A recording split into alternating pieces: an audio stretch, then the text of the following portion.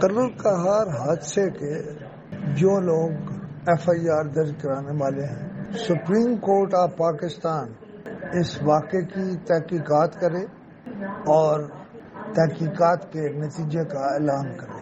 کیا یہ حادثہ تیز رفتاری کا نتیجہ تھا؟ کیا اس حادثے کی وجہ کوئی دوسری تھی؟ اور تحقیقات میں سپریم کورٹ آف پاکستان کی تینوں بڑی نون ایجنسیز کی خدمات میں ریاست کرے، یعنی آئی ایس آئی، یعنی ایم آئی اور آئی بی، تینوں کی خدمات حاصل کی جائیں۔ پہلے تو یہ دیکھا جائے کہ کہیں بس میں مطلوبہ تعداد سے زیادہ لوگ تو سوار نہیں تھے، اور یہ بھی دیکھے کہ کیا لوگوں نے ڈرائیور کو اور اڈے والوں کو بار بار یہ بتایا تھا کہ یہ بس اسلام آباد سے چلنے سے پہلے ہی خراب تھی۔ وہ اڈے والا کون ہے، اس کے وہاں موقع پر ڈیوٹی پر کون کون لوگ موجود تھے، اسلام آباد کی انتظامیہ اور پولیس ان سب کو فیل فور گرفتار کر لے، اور اگر یہ بس خراب بس اسلام آباد سے چلنے کی اجازت دی گئی یا زبردستی چلائی گئی تو یہ اڈا کون سا ہے، یہ کمپنی کون سی ہے، اس بس کے کون کون مالکان ہیں۔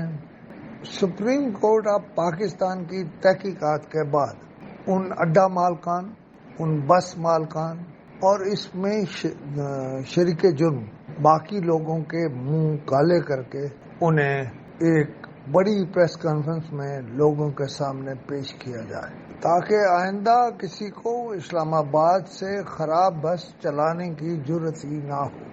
مجھے اس بات کا اعتراف ہے کہ بس اڈے والے اور بسوں کے مالکان بہت ہی اثر رکھتے ہیں، تھانے کچہری میں بھی ان کا اثر ہے، پاکستان کے عام آدمی یا سواری کا کوئی اثر نہیں۔ سپریم کورٹ آف پاکستان ان تحقیقات میں آئی ایس آئی، ایم آئی اور آئی بی ان تینوں ایجنسیوں کو لگائے۔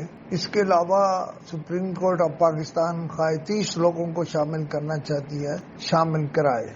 میرے خیال میں سپریم کورٹ اس کے لیے بہترین ادارہ ہے جو اس کی تحقیقات کرائے، اور اگر اس کو اعتراض ہے تو وہ اس اعتراض کو بھی کھل کر بیان کرے، تاکہ معلوم تو ہو کہ وہ کون ہے جو اس ملک کا نظام نہیں چلنے دیتا۔